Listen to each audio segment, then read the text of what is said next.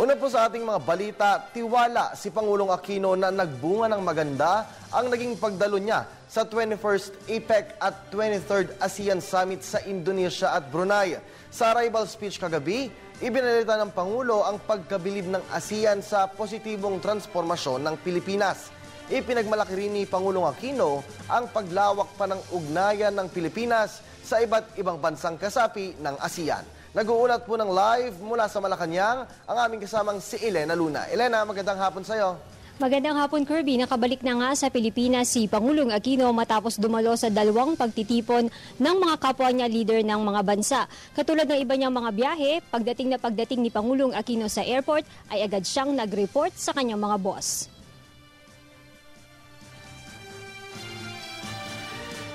Matagumpay at makabuluhan, ganito inilarawan ni Pangulong Aquino ang 5 araw niyang naging pagbiyahe sa Indonesia at Brunei para sa APEC at ASEAN Summits. Unang araw pa lamang natin sa APEC, Economic Leaders Meeting sa Bali, Indonesia, kitang-kita na ang mainit na pagsalubong sa hindi pagbibiro, pagkamangha ng ibang mga bansa sa nagaganap na positibong transformasyon dito sa Pilipinas. Hindi po kalabisan kung sasabihin nating sabik silang malaman kung paanong mula sa pagiging sick man of Asia ay unti-unti nating nabagot, napatingkad ang imahe ng Pilipinas sa pandaigdigang entablado.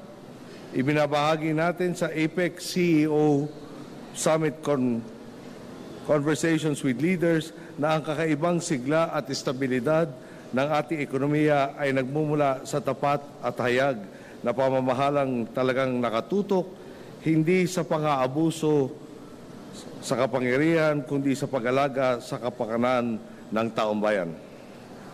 Naging pagkakataon rin ng APEC Summit sa Bali, Indonesia para magkaroon ng pagpupulong si Pangulong Aquino at ang Hong Kong Chief Executive na si Leung Chun-ying.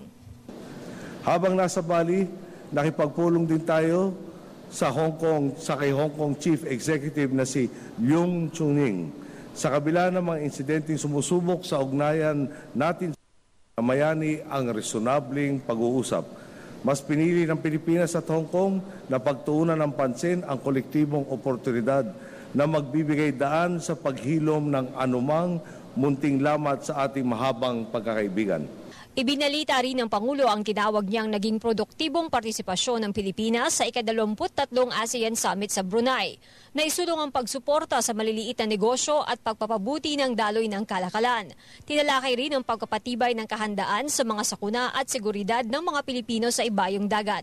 Sinabi rin ng Pangulo na muling nanindigan ng Pilipinas sa pagpapatupad ng nilalaman ng Declaration on the Conduct of Parties sa South China Sea. Muli na natin isinulong na matutukan sa lalong madaling panahon ang pagpapanday ng isang Code of Conduct na susundin ng bawat membro. Ang mahakbang natin tungo sa resolusyon ukol sa The Sea known by many names ay nakatuon hindi sa pansariling interes ng mga individual na bansa, kundi para sa mas aktibong kalakalan, malawakang kaunlaran at mapayapang relasyon sa Asia. Sa bawat salitang ating binibitawan, naging malinaw po. Ang Pilipinas ay hindi na lamang basta isang munting tinig.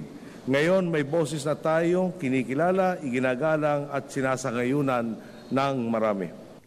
Ayon sa Pangulo, hindi niya pinalampas ang pagkakataong pagtibayin pa ang ugnayan sa dalawang bansang matagal ng kabalikat ng Pilipinas sa rehiyon. Ang bansang Japan. Sa naganap na bilateral meeting kasama ang punong ministro ng bansang Hapon na si kagalang-galang Shinzo Abe, gusto na po nilang mapaagang maihatid sa atin ang 10 multi-role response vessels na magagamit ng ating Coast Guards at ating po in order para sa pagpapatrolya sa ating baybayin. Nagpasalamat din po tayo sa $2 milyong na emergency grant aid ng kanilang bansa para sa rehabilitasyon at pagbangon ng Zamboanga City. Talaga naman pong higit sa pinansyal na tulong, nakakatawa po ng puso ang pagkukusa nilang makiisa sa pagtitindig ng isang Mindanao na mas mapayapat, mas maunlad. At Vietnam. Pinapatid naman ng punong ministro ng Vietnam na si Nguyen Tan Dung ang kanilang hangaring makipagtulungan sa pagpapalakas sa turismo at kalakalan sa pagitan ng ating sa pambansaman o sa pandaigdigang konteksto, wala po talagang kahinatnan ang pagkakanya-kanya. kooperasyon at pagkakaunawaan. Ito pa rin ang susi sa pagpapanatili ng isang mundong hitik sa pagkakataon at pag-asa para sa lahat. Sa huling bahagi ng kanyang mensahe, binigyang diin ng Pangulo na hindi hahayaan ng politika na magdikta sa direksyong tatahakin ng mga Pilipino. Ayon sa Pangulo, tanging ang interes na nakararami ang pagbuwag sa kultura ng katiwalian at ang pagsusulong ng malawakang kaunlaran ang titimon sa bawat hakbang ng Administrasyong Aquino sa tuwid na daan. Matapos makauwi kagabi, Kirby, ay balik trabaho na agad si Pangulong Aquino ngayong araw. Meron siyang 3 meeting. Nagsimula ito kaninang alas 10 ng umaga kasama ang mga kinatawan ng Department of Agriculture at Department of Trade and Industry. Ongoing naman ngayon ang meeting ni Pangulong Aquino kasama si DILG Secretary Marojas. Mamaya namang 3 p.m. ang meeting ng Pangulo kasama si Executive Secretary Paquito Ochoa Jr. at ang Chief Presidential Legal Counsel.